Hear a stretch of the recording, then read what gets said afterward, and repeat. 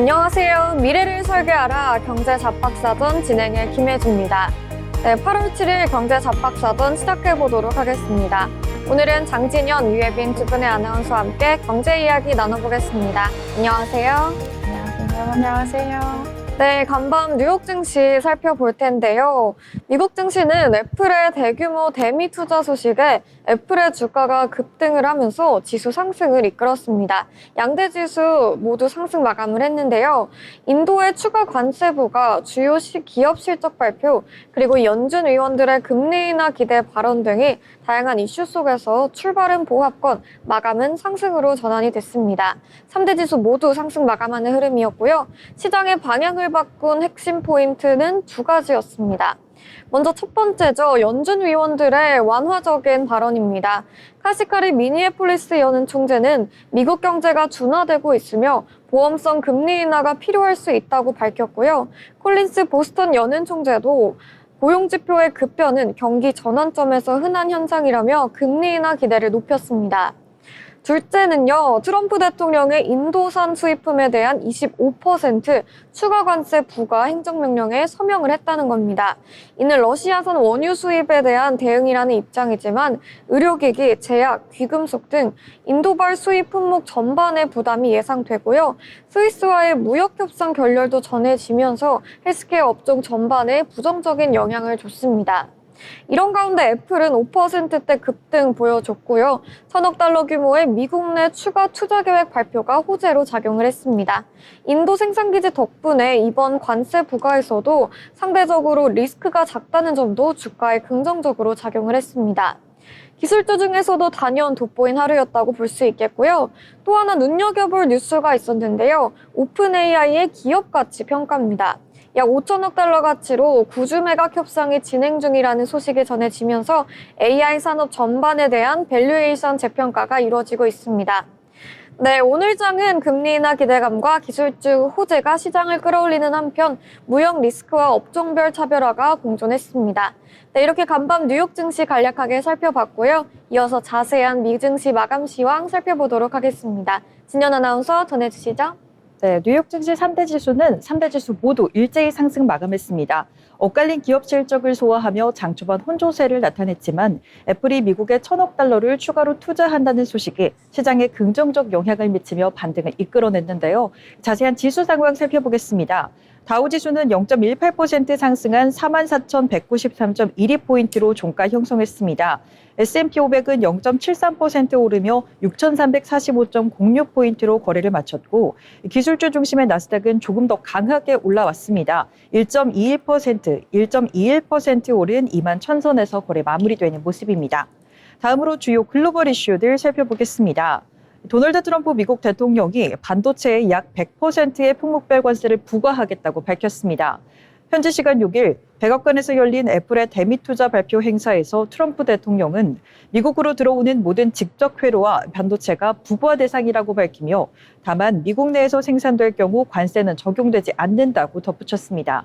반도체는 한국의 대미 수출 2위 품목으로 지난해 수출액은 약 106억 달러에 달해 이번 조치가 국내 반도체 업계에 적지 않은 영향을 미칠 것으로 보여집니다. 한편 트럼프 대통령은 중국에도 러시아산 에너지 수입 문제를 이유로 2차 관세를 부과할 수 있다는 가능성도 언급한 바 있습니다. 이런 가운데 미국이 러시아산 석유 수입을 이유로 인도에 25% 추가 관세를 부과하기로 했습니다. 트럼프 대통령은 현지 시간 6일 인도가 러시아산 원유를 직간접적으로 수입한 데 따른 조치로 해당 내용의 행정명령에 서명했는데요.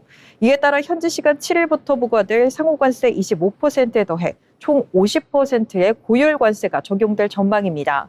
이번 결정은 미국이 러시아 측에 8일 우크라이나와의 협정 휴전 협상 타결을 기한으로 통보한 상태에서 협상에 별다른 진전이 없자 자금줄 역할을 해온 나라를 겨냥하는 방식으로 압박 강도를 끌어올린 것으로 해석됩니다. 한편 도널드 트럼프 미국 대통령의 관세 정책이 시행된 지 6개월이 지났습니다. 경제적 대혼란을 우려했던 일각의 전망과는 달리 현재까지는 일부 진동 수준에 그치고 있다고 평가받고 있는데요. 미국 월스트리트 저널은 관세 인플레이션 우려는 있었지만 급등 현상은 없었고 경제는 무너지지 않았다고 진단했습니다. 미 재무부에 따르면 6월 관세 수입은 272억 달러로 작년 동기 대비 크게 늘었고 무역 적자도 감소하며 단기 성과를 보였습니다. 다만 기업들이 결국 관세 부담을 소비자에게 전가하게 될 가능성과 미국 내 생산시설 복귀가 현실적으로 어렵다는 점이 지적되기도 했습니다. 전문가들 사이에선 관세가 인플레이션을 유발하고 미국의 성장률을 낮출 수도 있다는 우려의 목소리가 나왔는데요. 상반기 미국의 성장률은 1.2%로 지난해보다 크게 둔화됐습니다. 현지 시간 6일 트럼프 대통령의 특사인 스티브 위트코프가 모스크바에서 푸틴 러시아 대통령과 약 3시간 회담을 가졌습니다. 그 후 트럼프 대통령은 이를 젤렌스키 우크라이나 대통령, 스타머 영국 총리 등과 화상으로 공유했는데요. 트럼프 대통령은 모두가 전쟁 종식에 공감하고 있으며 앞으로 며칠 혹은 몇 주 안에 진전이 있을 것이라고 밝혔습니다. 다만 회담 직후 트럼프 대통령은 러시아산 원유 수입을 이유로 인도에 대해 25% 추가 관세를 부과하는 행정명령에 서명한 바 있습니다. 네, 다음으로 히트맵 열어서 종목별 움직임도 한번 살펴보겠습니다. 규모가 큰 굵직한 기업들의 상승세가 눈에 띄는 모습입니다. 업종별로 보면 임의 소비재는 2% 이상 뛰었고 필수 소비재와 기술주도 1% 넘게 상승했는데요. 반면 의료건강은 1% 이상 내렸고 에너지와 유틸리티도 1% 가까이 하락했습니다. 애플의 호재는 이날 다른 대형 기술주들의 투심에도 긍정적인 영향을 미쳤습니다. 다만 기업들의 실적에 따라 그 희비는 다소 엇갈렸는데요. 맥도날드는 2분기 실적이 시장 예상치를 상회한 데 이어 동일 매장 매출이 최근 2년 내 가장 큰 폭으로 증가하면서 3% 가까이 상승했습니다. 반면 AMD는 EPS가 컨센서스를 밑돌며 6.42% 미끄러진 모습입니다. 오늘 시장의 주인공이죠. 애플 이야기 조금 더 짚어보도록 하겠습니다. 애플이 트럼프 취임 후 미국에 4년간 5천억 달러를 투자하겠다고 밝혔습니다. 이번 발표로 애플의 이 미국 내 투자액은 총 6천억 달러로 늘어나게 됩니다. 애플의 이번 투자는 관세 혜택을 받기 위한 차원으로 풀이되는데요. 월가는 이번 투자로 관세 혜택을 받게 된다면 경쟁업체에 비해 경쟁 우위를 점할 것이라고 내다봤습니다. 이 같은 소식에 애플의 주가는 이날 5% 이상 날아올랐습니다. 애플이 뛰면서 시가총액 1조 달러 이상 거대 기술 기업 전반으로 그 온기가 확산됐습니다. 테슬라도 3%대 상승 흐름 나타냈는데요. 일론 머스크 테슬라 CEO는 업그레이드된 완전 자율주행 FSD 모델을 훈련 중이며 테스트가 순조로우면 다음 달 말 출시할 수 있다고 밝힌 바 있습니다. 최근 테슬라는 판매 부진으로 어려움을 겪고 있죠. 2분기 자동차 매출은 작년 동기 대비 16% 감소했으며 유럽 시장에서의 판매도 급감했는데 이 같은 상황에서 자율주행 성능 향상에 영향을 집중하고 있다는 분석이 나오고 있습니다. 엔비디아는 젠슨 황 CEO가 트럼프 대통령과 백악관에서 다시 한번 회동했다는 소식 전해왔습니다. 이는 반도체에 대해 최대 100% 관세 부과가 예고된 가운데 이루어진 만남으로 젠슨 황 CEO는 자사 AI 칩에 대한 관세 제외를 요청한 것으로 알려졌습니다. 엔비디아는 칩 대부분을 대만에서 생산하고 있어 미국 내 수입이 관세에 민감한 상황인 만큼 향후 움직임도 계속해서 지켜봐야겠습니다. 이번 장에서는 0.65% 상승하는 모습입니다. 금융정보업체 팩트셋에 따르면 현재까지 실적을 발표한 S&P 500 기업 중 약 81%가 시장 예상치를 웃도는 결과를 발표했다고 공개했습니다. 오늘의 반등으로 계속해서 미증시에 훈풍이 불어올 수 있을지 지켜봐야겠습니다. 이상 미증시 마감시황 전해드렸습니다. 네, 미증시 마감 시황 전해주셨습니다. 오늘 뉴욕 증시는 오랜만에 애플이 대미 투자 소식에 큰 상승폭을 보여줬습니다. 트럼프 대통령은 반도체에 100% 관세를 부과할 것이라고 밝히면서 관세를 피해가는 우리 시장의 반도체주 흐름도 살펴봐야겠는데요. 오늘 우리 시장에 이러한 흐름이 어떤 영향을 미칠지 저희와 함께 살펴보시면 좋겠습니다. 이어서 저희는 기업에 대해 알아보려고 하는데요. 예빈 아나운서 전해주시죠. 네, 오늘은 집안마트에서 전 세계 마트로 한국의 맛을 세계에 전하고 있는 기업 CJ 제일제당입니다. 햇반 그리고 비비고 왕교자, 고메 그리고 요즘은 냉동김밥까지 우리가 익숙하게 먹는 이 제품들이 지금은 K푸드 콘텐츠가 되어서 글로벌 식탁 위에 오르고 있는데요. CJ 제일제당은 1953년 설탕 제조로 시작했습니다. 지금은 CJ그룹의 주력 계열사이자 식품과 바이오 두 축을 중심으로 성장한 종합식품 기업인데요. 2024년 기준 매출은 약 28조 9천억 원, 이 중 식품 부분이 전체의 62% 이상을 차지하며 제일제당의 성장을 이끌고 있습니다. CJ 제일제당의 대표 브랜드 비비고는 단순한 만두 브랜드를 넘어 한식 전체를 대표하는 글로벌 식문화 플랫폼으로 자리 잡고 있는데요. 2020년 비비고 만두는 단일 품목으로 연매출 1조 원을 돌파했고요. 2023년 기준 미국 만두 시장 점유율 41%로 이끌었습니다. 이렇게 경쟁 제품들을 크게 앞서며 독보적 세계 1위 자리를 차지하고 있는데요. 이런 성과는 단순한 제품력이 아니라 브랜드 전략과 문화 콘텐츠의 결합에서 나왔다고 볼 수 있겠습니다. CJ 제일제당은 K-팝과 식품, 디자인과 체험을 결합한 새로운 마케팅 전략으로 글로벌 시장을 정조준하고 있는데요.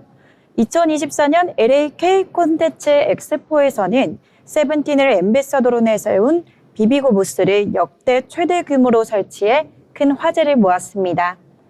무려 3만 명 분량의 비비고 만두와 비빔밥이 제공됐다고 하는데요. 부스를 찾은 대부분이 현지 10대에서 20대로 이뤄진 K-팝 팬이라고 했습니다. 이후 뉴욕타임스퀘어 전광판 광고 그리고 라인 프렌즈 광고까지 이렇게 아시아 각국에서 출시되는 콜라보 제품들로 K 콘텐츠와 식품을 융합한 전략이 이어지고 있습니다. 또 여기서 CJ 제일제당의 도전이 끝나지 않는데요. 2024년 상반기 SNS를 뜨겁게 달군 제품이 있었죠. 바로 습김치입니다. 매울 때 내는 습 소리를 그대로 브랜드명에 담은 이 김치는 한글 중심의 파격적인 패키지, 또 톡톡 튀는 네이밍, 그리고 유쾌한 소셜미디어 콘텐츠로 큰 반향을 일으켰습니다. 출시 후 3개월 만에 7만 5천 개 이상 판매되면서 기존 김치 브랜드와는 전혀 다른 방식으로 소비자에게 다가갔습니다. 이와 함께 CJ 제일제당은 HMR, 즉 가정간편식 분야에서도 강세를 보이고 있는데요. 햇반, 고메 시리즈 외에도 대체육 브랜드 플랜테이블 등 이렇게 푸드테크 기반의 미래 전략을 지속 강화하고 있습니다. 최근에는 또 넷플릭스 애니메이션 K-팝 데몬헌터스가 K-푸드 봄을 일으켰죠.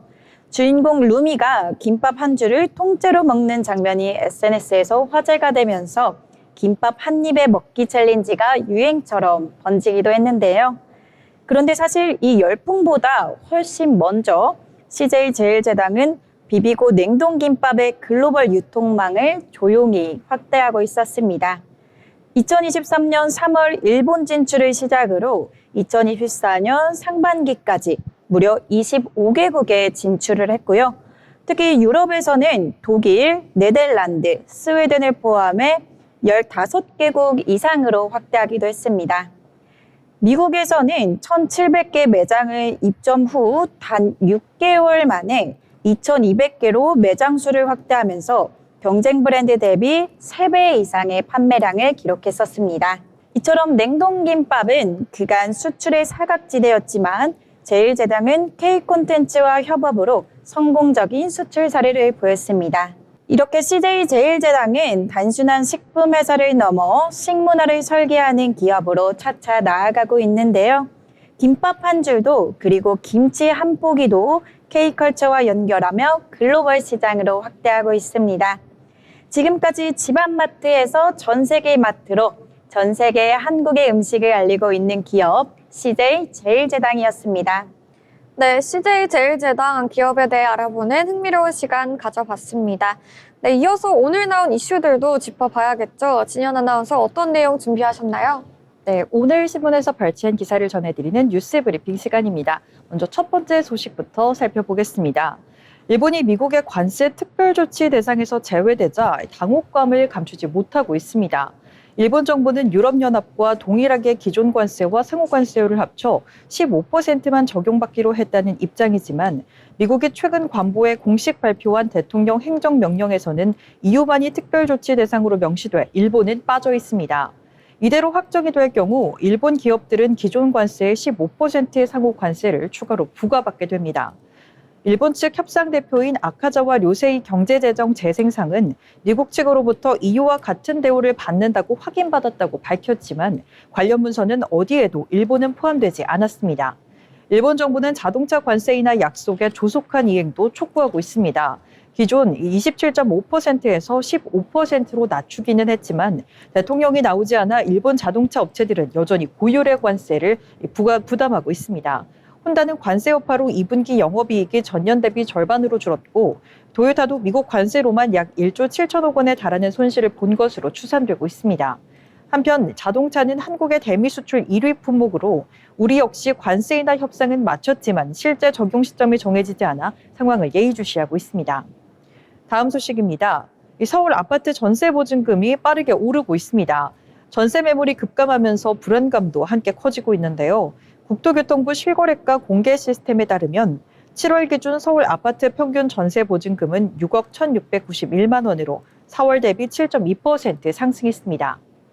자치구별로는 도봉구가 20.2%로 가장 높은 상승률을 나타냈고 중구와 양천구도 각각 11.9%, 11.1% 오르며 강북권을 중심으로 상승폭이 두드러졌습니다. 월별 전세 계약 건수는 3월 15,000건대를 정점으로 줄어들기 시작해 6월에는 12,000건대, 7월에는 9,500건대를 감소하며 올 들어 처음으로 10,000건 아래로 떨어졌습니다. 서울 전체 전세 매물은 1년 전 대비 11.5% 줄었고 강동구와 송파구 등 일부 지역은 절반 이상 급감했는데 여기에 내년 서울 아파트 입주 물량은 4만 6천 가구에서 2만 8천 가구로 40% 가까이 줄어들 전망입니다. 전문가들은 현재 공급 부족과 수요 증가 흐름이 이어질 경우 연말엔 서울 평균 전세 보증금이 6억 원대 중반까지 오를 수 있다고 내다보고 있습니다. 계속해서 다음 소식입니다. 중국 본토 기업의 미국 증시 상장 규모가 사상 최대치를 갱신할 전망입니다. 미중 갈등이 이어지고 있는 가운데도 중국 기업들의 미국행은 오히려 증가하고 있는데요. 미국 로펌 K&L 게이츠에 따르면 올해 상반기 미국 증시에 새로 상장한 중국 본토 기업은 36개로 전년 동기 대비 약 80% 증가했습니다. 연말까지는 지난해 기록인 64건을 넘어설 가능성이 커졌는데 중국 기업들이 미국을 택하는 이유는 자국 내 상장 규제가 갈수록 까다로워지고 있기 때문인 것으로 풀이됩니다. 중국은 일정 매출 기준은 물론 산업 정책 부합 여부까지 심사하며 상장 절차가 길고 복잡한 반면 미국은 상대적으로 신속하고 간편합니다. 특히 최근에는 스펙, 즉 기업 인수 목적 회사를 활용할 경우 우회 상장이 늘어나고 있습니다. 실적이 없거나 매출이 미미한 기술 스타트업들도 스펙과의 합병을 통해 상장할 수 있어 선호도가 높아진 것으로 보이는데요. 이런 흐름 속에서도 이 미국 의회 공시 요건 강화와 국가안보 우려에도 불구하고 제도적 견제가 중국 기업의 상장 흐름을 꺾기엔 역부족이라는 평가가 나오고 있습니다. 현재 나스닥에는 알리바바, 바이두 등 100개 이상의 중국 기업이 상장돼 있으며 이들의 시가총액은 1조 달러를 넘어선 것으로 알려졌습니다. 마지막은 지난 4월 발생한 유심 해킹 사태의 여파로 2분기 실적이 큰 폭으로 하락한 SK텔레콤의 소식입니다. SK텔레콤은 올해 2분기 연결 기준 매출 4조 3,390억 원, 영업이익 3,383억 원을 기록했다고 6일 발표했습니다. 각각 전년 동기 대비 1.9%, 37% 줄었고 당기순이익은 76.2% 감소한 832억 원에 그친 수치인데요. 이는 해킹 사고 이후 유심 무상 교체와 대리점 손실 보상 등 약 2,500억 원 규모의 일회성 비용이 발생한 데다 75만 명 가까운 고객 이탈로 이동통신 매출이 감소한 영향으로 풀이됩니다. SK텔레콤은 회계 원칙에 따라 모든 고객이 유심을 교체할 수 있다는 가정하에 해당 비용을 2분기에 한꺼번에 반영했다고 설명했습니다. 하반기 전망도 밝지만은 않습니다. 3분기부터는 통신요금 50% 할인 등이 적용될 예정이라 실적 추가 하락이 불가피하다는 입장입니다. 다만 AI 사업 부문은 견조한 성장세를 보였습니다. AI 데이터 센터 가동률 증가로 매출이 13.3% 증가했고 기업형 AI 솔루션을 공급하는 AIX 사업 역시 B2B 수요에 힘입어 15% 넘는 성장률을 기록했습니다. 한편 SK텔레콤은 울산에 건설 중인 AI 전용 데이터 센터가 2030년 이후 연간 1조 원 매출을 기대할 수 있는 핵심 사업이 될 것이라며 향후 AI 인프라 확대에 더욱 집중할 계획이라고 밝힌 바 있습니다. 지금까지 뉴스 브리핑 전해드렸습니다. 네, 뉴스 브리핑 전해주셨습니다. 저희와 함께 오늘 나온 이슈들 살펴보시면서 투자에 참고해보시면 좋겠습니다. 미래를 설계하라 경제 잡박사전에서 그 해답을 찾으실 수 있습니다. 아울러 본 방송에서 제공하는 정보는 투자 판단에 대한 조언일 뿐 해당 종목의 가치, 상승 또는 하락을 보장하지 않습니다.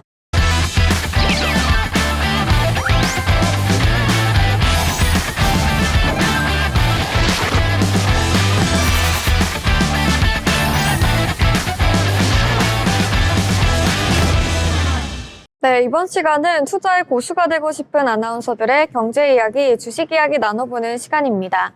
먼저 8월 7일 오늘 국내 증시 마감 상황부터 짚어보도록 하겠습니다. 미 증시가 3대 지수 모두 상승 마감을 했는데요. 금리 인하 기대감에 상승하는 모습이 나타났습니다. 오늘 우리 시장, 양시장 모두 플러스권에서 마무리해줬는데요. 자세한 지수 분위기 코스피부터 살펴보도록 하겠습니다. 네, 코스피는 장 초반부터 상승 출발을 해서 계속해서 상승폭을 키워주는 모습이 나타났습니다. 특히 애플이 미국 내 1,000억 달러 규모의 투자를 집행한다는 소식에 주요 기술주들이 일제히 상승하면서 우리 시장 반도체주에서도 강한 흐름 보여주면서 코스피 지수 상승을 이끌었습니다. 수급 상황 살펴보시면요. 개인과 외국인이 팔자 포지션 보여줬고요. 개인이 1,964억 원 물량을 덜어냈고요. 외국인이 169억 원 매도해줬습니다.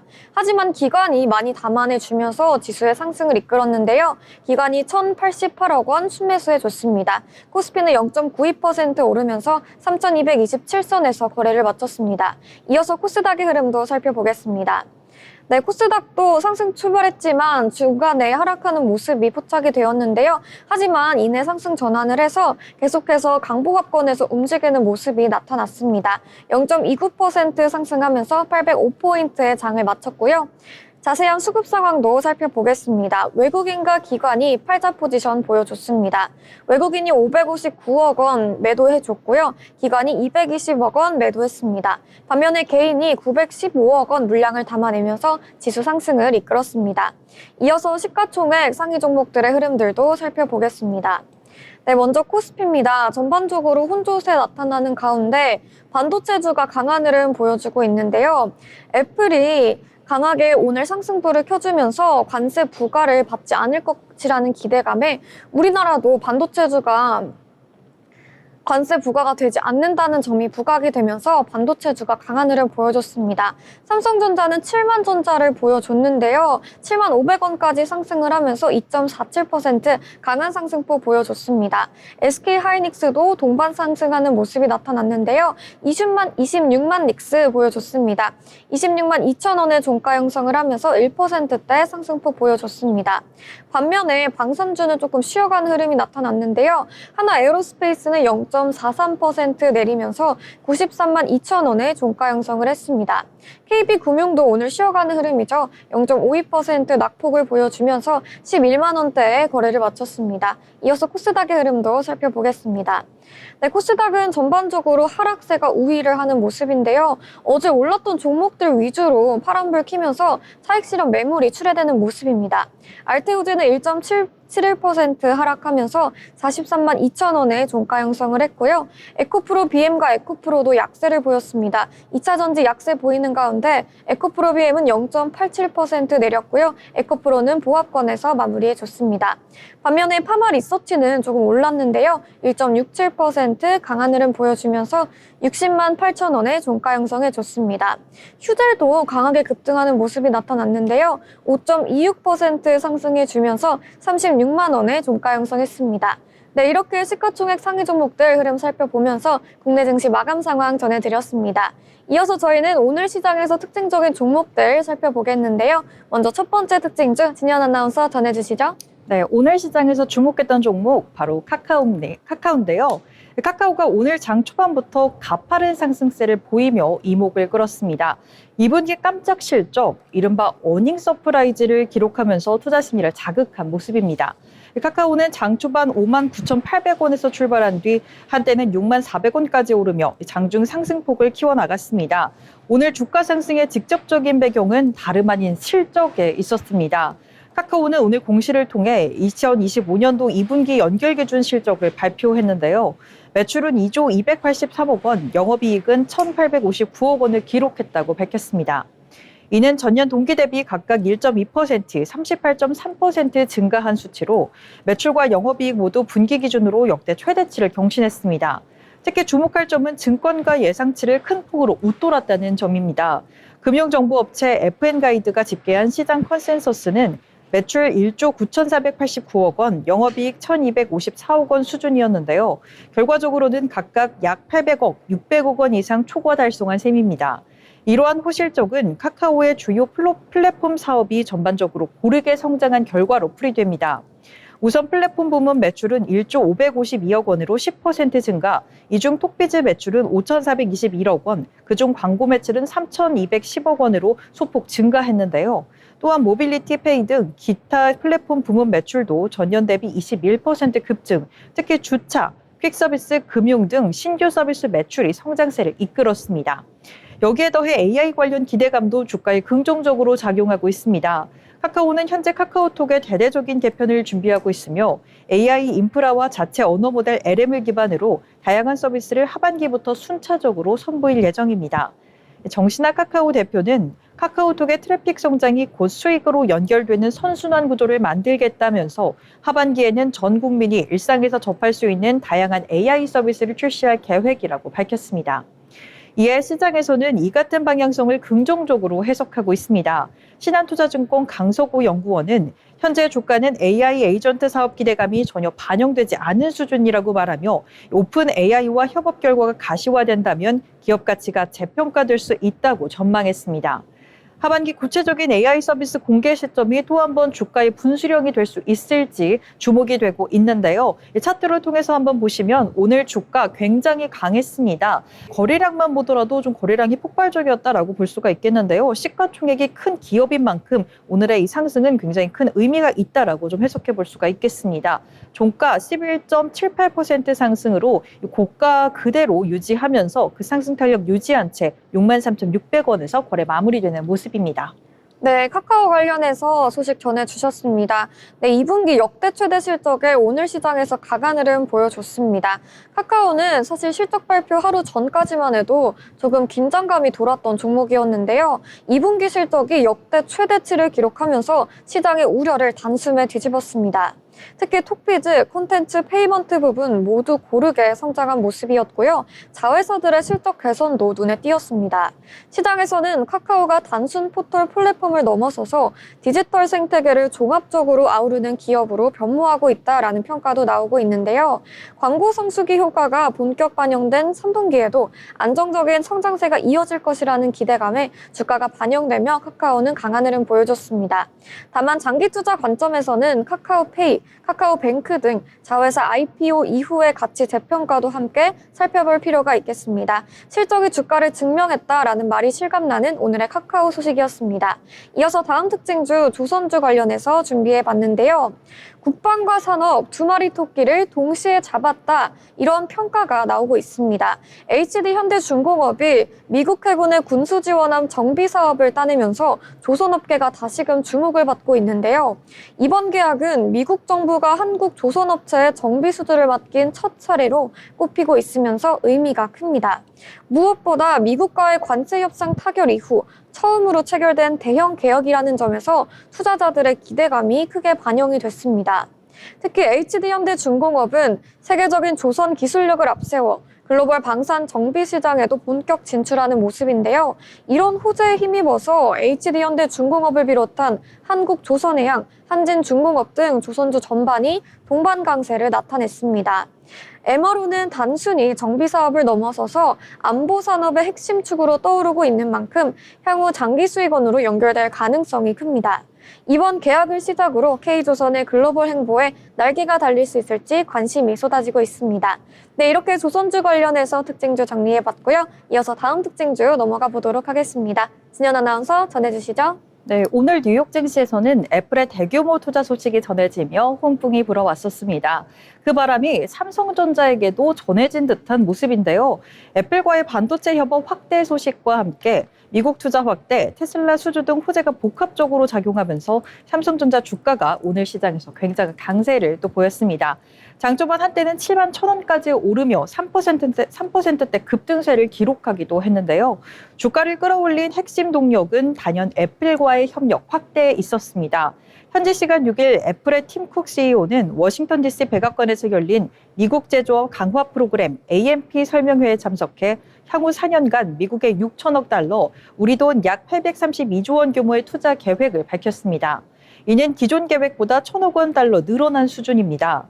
이 자리에서 팀쿡 CEO는 삼성과 협력해 미국 오스틴 공장에서 차세대 칩을 생산하겠다고 밝혔는데 이 칩은 애플 제품의 전력 효율과 성능을 최적화하는 데 사용할 예정으로 삼성의 파운드리 생산 기술에 대한 신뢰와 협업 의지가 강조된 발언으로 해석됩니다. 여기에 더해 트럼프 대통령의 관세 발언도 주목해볼 만한 변수입니다. 트럼프 대통령은 같은 행사에서 반도체 제품에 대해 최대 100%의 품목관세 부과 방침을 밝히면서도 미국 내 생산시설을 가진 기업에는 관세가 면제될 수 있다고 언급했는데요.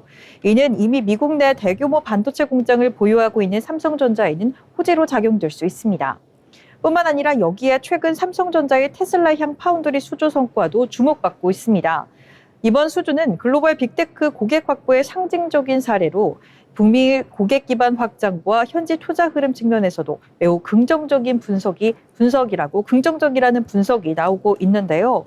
이 같은 소식에 힘입어 오늘 삼성전자는 장중에 7만 1,800원까지 터치를 하는 모습입니다. 4.21%까지 터치하는 듯한 모습을 보였지만 이후 윗꼬리를 좀 달고 내려오면서 차익 실현 매물이 출회가 됐습니다. 하지만 종가 그 흐름을 그대로 유지하면서 7만 원은 깨지지 않았습니다. 2%대 상승한 7만 300원 선에서 오늘 종가 형성하는 모습입니다. 네, 삼성전자 이야기 전해주셨습니다. 오늘 시장에서 7만 전자를 회복을 하면서 투심을 좋게 보여줬는데요. 오늘 장에서 다시 한번 존재감을 드러내는 모습이었습니다. 애플의 미국 내 대규모 투자 계획과 더불어서 아이폰의 차기작 삼성 디스플레이 패널 탑재 비중 확대 소식도 전해졌는데요. 반사 수혜감 기대감이 크게 부각이 됐습니다. 최근까지 AI 반도체, HBM, 파운드리 경쟁력 강화가 주가를 끌어올렸다면 오늘은 디스플레이 부문 호재까지 더해지면서 삼성전자는 드디어 다시 7만 전자 자리를 회복을 했습니다. 특히 연초 이후에 반도체 업황 회복세가 뚜렷하게 관측되고 있고요. 삼성전자의 3분기 실적 역시 개선될 가능성이 높다는 전망에 무게가 실리고 있습니다. 오늘 같은 장세에서는 기관 수급 유입까지 겹치면서 국민주 삼성전자에 대한 투자 심리가 단단히 살아난 모습을 확인할 수 있었습니다. 하반기 실적 모멘텀과 함께 외국인 수급 추이에도 주목해 보시면 좋겠습니다. 네, 오늘 강한 흐름 보여줬던 삼성전자 이야기 나눠봤고요. 이어서 다음 특징주 넘어가 보도록 하겠습니다. 네, 다음 특징주는 우크라이나 재건 관련주 준비해 봤는데요. 국제 정세 변화가 국내 증시에도 반영이 되고 있습니다. 미국 트럼프 대통령이 푸틴과 젤렌스키 대통령과의 연쇄회담을 조율 중이라는 보도가 나오면서 우크라이나 재건 관련주들이 들썩이는 흐름이 오늘 시장에서 나타났습니다. 뉴욕타임즈 보도에 따르면 트럼프는 이르면 다음 주 양국 정상과의 회담을 통해 전쟁 중단과 평화 중재에 나설 수 있다는 입장을 밝힌 것으로 전해졌습니다. 이에 따라 전쟁 이후 본격화될 재건 사업 수혜 기대감이 높아지고 있는데요. 관련해서 현대 에버다임, TCC 스틸, 서전기전, 특수건설 등 건자재 및 인프라 장비 업체들의 시장에 주목을 받고 있습니다. 우크라 재건 이슈는 단기 테마성 재료로 끝나지 않고 국제 공급망과 글로벌 건설 수요를 동반한 대형 프로젝트인 만큼 정치권의 움직임에 따라 시장의 방향성이 바뀔 수도 있습니다. 지정학적 리스크 속 기회를 잘 선별하셔서 전략을 짜보시면 좋겠습니다. 네, 이렇게 우크라이나 재건 관련주 이야기까지 나눠봤습니다.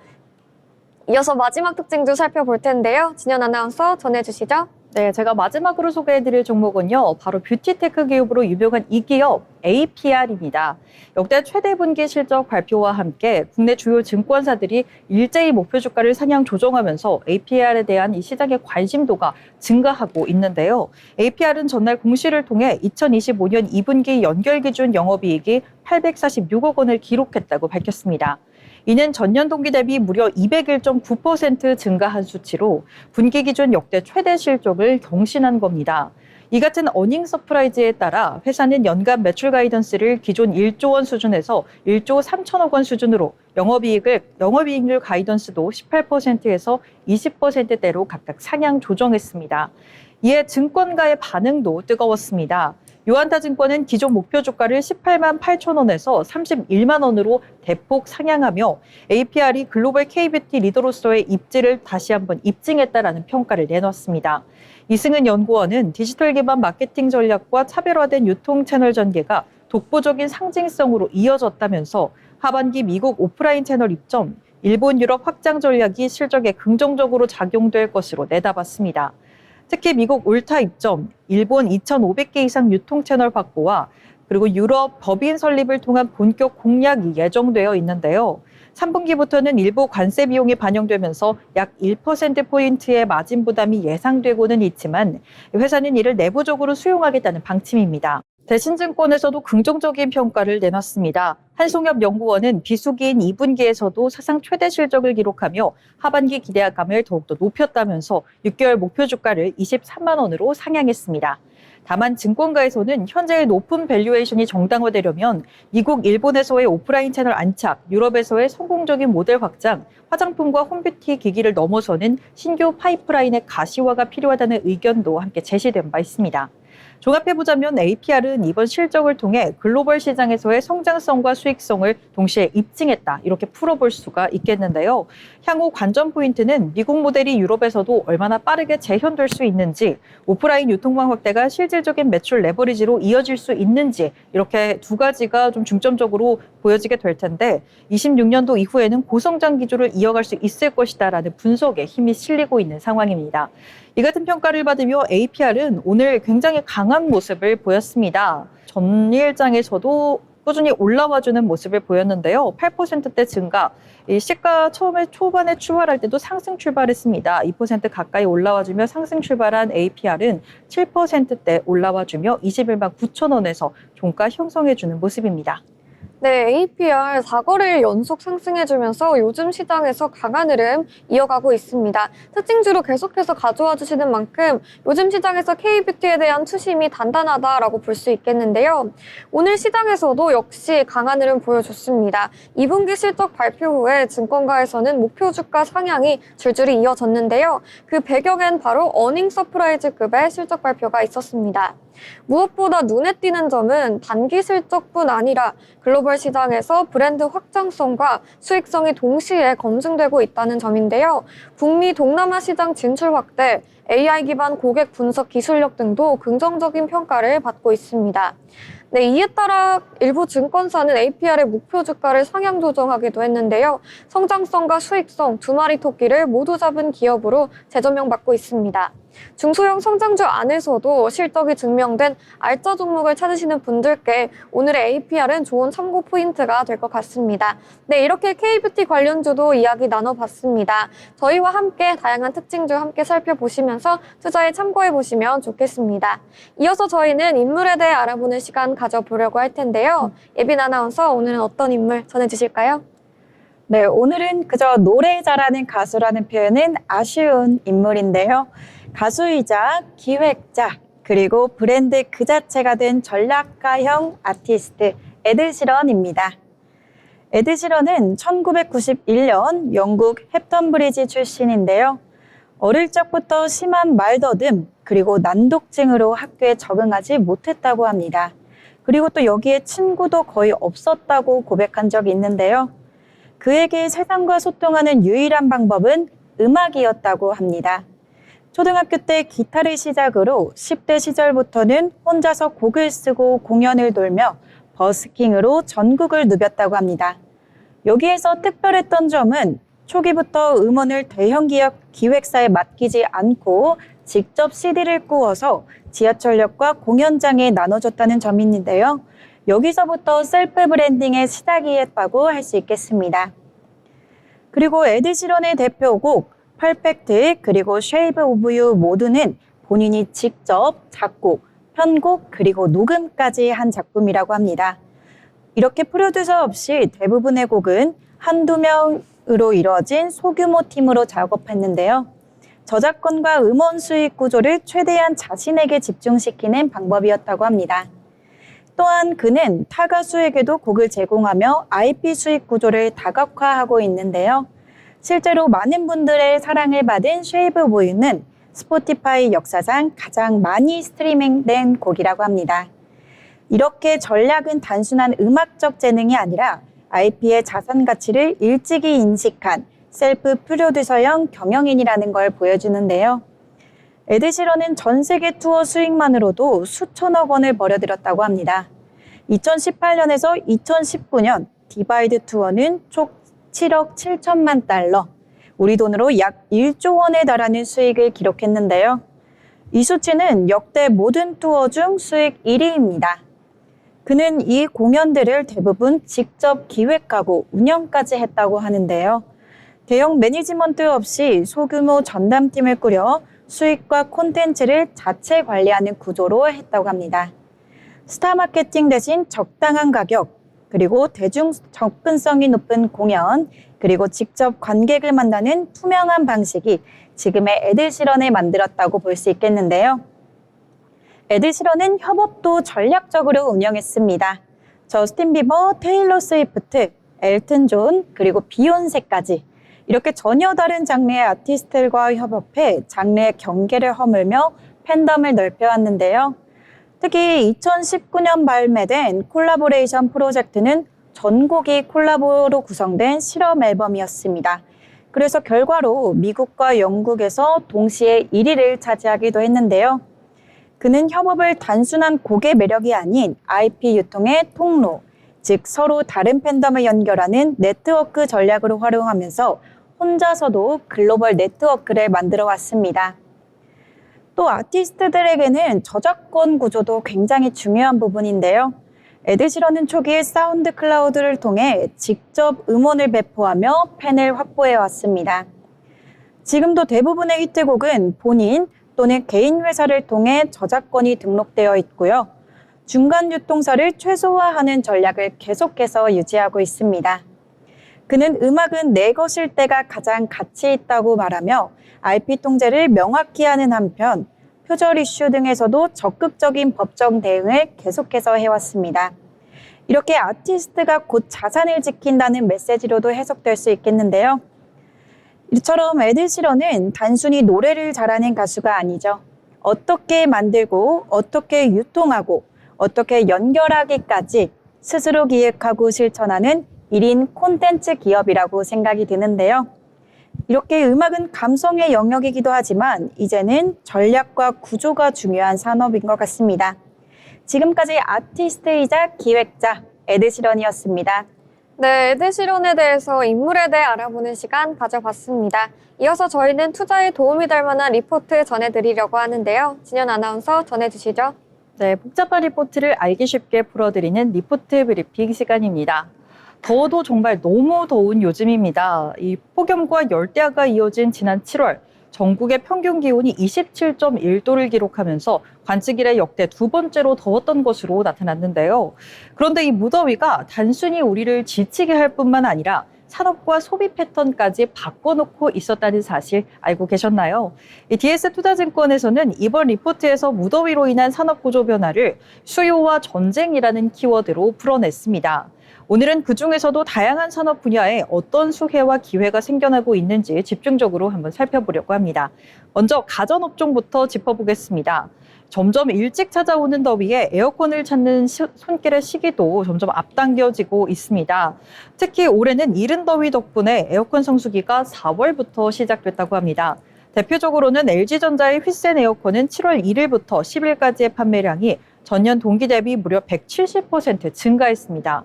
게다가 최근엔 에어컨을 구매하는 것이 아닌 구독하는 서비스도 증가하고 있는데요. 이 수요는 같은 기간 230%나 증가했다고 합니다. 여기서 또 주목할 만한 건 이제 우리나라뿐 아니라 유럽과 인도 같은 신흥국에서도 에어컨 보급률이 급격히 올라가고 있다는 점입니다. 그 이유로는 크게 급속한 도시화, 중상층 소득의 증가, 농촌 지역의 전력 보급 확대 등을 꼽아볼 수가 있는데요. 덕분에 LG전자 입장에서는 해외 시장 성장도 기대감도 높아지고 있는 상황입니다. 여기에 더해 단순 가정용뿐 아니라 산업용 냉방 수요도 크게 증가했다는 점 눈에 띄고 있습니다. LG전자가 생산하는 대형 냉각기인 칠러의 매출은 전년보다 3배 이상 늘어났는데 이는 폭염 속 산업 현장의 냉각 수요가 얼마나 중요한지를 보여주는 사례입니다.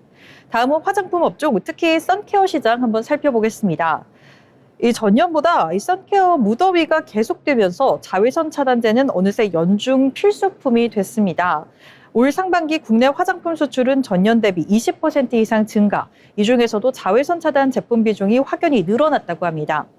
여기에서 또 주목해볼 만한 점이 바로 펜텍코리아라는 회사인데요. 이 회사는 우리가 올리브영이나 로드숍에서 흔히 보이는 KBT 자선제 차단제 용기를 거의 대부분 공급하는 업체로 잘 알려져 있습니다. 특히 올리브영의 입점 브랜드 중 70% 이상이 이 펜텍의 제품을 사용하고 있다는데 올리브영의 매출 규모를 생각해 보면 꽤나 눈에 띄는 기업이 아닐까 싶습니다. 게다가 미국이나 유럽 등 규제가 까다로운 시장에서도 위생, 안전 기준을 모두 통과해서 성장 기회를 확보하고 있다는 점도 큰 강점으로 짚어볼 수가 있겠습니다. 다음은 호텔 레저 업종입니다. 폭염으로 인해 많은 분들이 실내 휴양 혹은 국내 여행을 선호하게 되면서 국내 호텔과 리조트 예약률이 역대 최고 수준으로 올라왔습니다.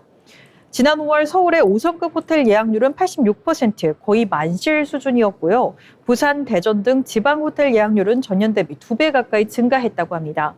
또 하나 흥미로운 변화는 중국 관광객의 복귀입니다. 최근 무비자 입국이 허용되면서 방한 중국인 수는 코로나 이전의 76% 수준까지 회복됐는데요. 이 흐름이 이어지면서 롯데 관광개발처럼 리조트와 카지노를 함께 운영하는 기업에는 큰 수혜가 될 것으로 전망됩니다. 여름하면 떠오르는 시원한 음식료와 외식 업종도 빼놓을 수가 없겠죠. 이 무더위엔 시원한 음료, 아이스크림, 가벼운 외식이 인기인데 여기에 정부의 소비 쿠폰 지급까지 맞물리면서 올 하반기에 실적 회복이 더욱더 뚜렷해질 것으로 보여집니다. 대표적으로 롯데칠성의 원재료 가격 부담이 줄어든 데다 최근 인기몰이 중인 제로칼로리 음료의 제품들이 매출을 견인하고 있습니다. 해외의 자회사 성과도 꽤나 긍정적으로 볼 수 있습니다. CJ 프레시웨이 외식 경기 회복과 함께 이 프레시원과의 합병 효과로 매출 확대가 기대됩니다. 또한 교촌 F&B는 가맹 사업 구조를 개편하면서 운영 효율성이 좋아져 영업이익이 전년보다 2배 가까이 늘어날 것으로 전망되고 있습니다. 그리고 여름이면 떠오르는 아이스크림 시장도 다시 한번 부활하고 있습니다. 빙그레, 롯데웰푸드는 저당, 고단백 같은 건강 트렌드에 맞는 제품을 선보이며 수요 확대에 박차를 가하고 있죠. 마지막으로 에너지 산업, 특히 태양광 이야기를 빼놓을 수가 없을 텐데요. 데이터 센터 확장, 전기차 증가, 그리고 무엇보다 이 무더위, 이 모든 게 전력 수요를 사상 최대치로 끌어올렸습니다. 미국에선 전력 수요가 매년 기록을 갈아치우고 있고 우리나라 역시 전력 수요가 사상 최초로 100기가와트를 돌파했는데요. 7월 들어선 하루 전체의 전력의 30% 태양광이 공급될 만큼 이제는 에너지 수급의 핵심 축으로 자리 잡았다는 평가입니다. 여기서 떠오르는 기업이 바로 HD현대 에너지솔루션입니다. 탄탄한 기술력과 수요 확대에 힘입어 향후 태양광 시장 주도권을 이어갈 것으로 내다보고 있습니다. 이처럼 더위는 단순히 날씨만의 문제를 넘어 산업과 소비의 구조 자체를 변화시키고 있습니다. 무더위가 계속될수록 관련 업종의 수혜도 기업들에게도 더 많은 기회가 생길 수 있을 텐데요. 계속해서 주목해 보시면 도움되실 것 같습니다. 이상 투자 리포트 전해드렸습니다. 네, 리포트 브리핑 살펴봤습니다. 오늘 다양한 경제 이야기 나눠봤는데요. 내일도 어떠한 흐름 이어질지 저희와 함께 체크해 보시면 좋겠습니다.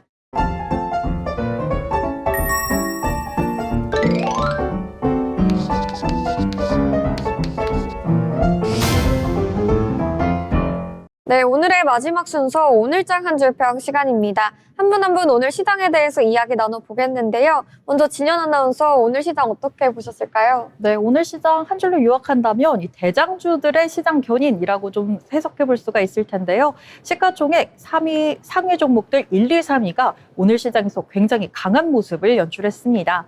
이대로 나머지 종목들에게도 훈풍이 불어오는 모습을 연출했는데요. 내일 장에서도 오늘처럼 좀 강한 모습 보여줬으면 좋겠습니다.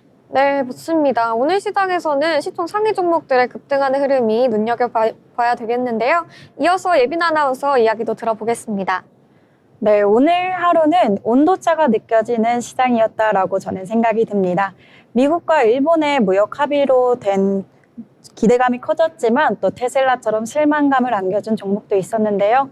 이처럼 오늘 하루는 기준 있는 선택이 가장 중요했던 시장이었던 것 같습니다. 네, 맞습니다. 오늘 업종별로 희비가 갈리는 모습도 나타났었는데요. 그래도 오늘 시장에서의 주인공은 애플이 아니었나 저는 생각이 듭니다. 네, 오늘 시장 주인공 애플, 오랜만에 오른 애플 계속해서 지켜봐야겠다라고 한 줄 정리해 보겠습니다. 네, 저희가 준비한 소식은 여기까지입니다. 내일도 더 알찬 소식으로 찾아뵙도록 하겠습니다. 시청해주신 여러분 고맙습니다.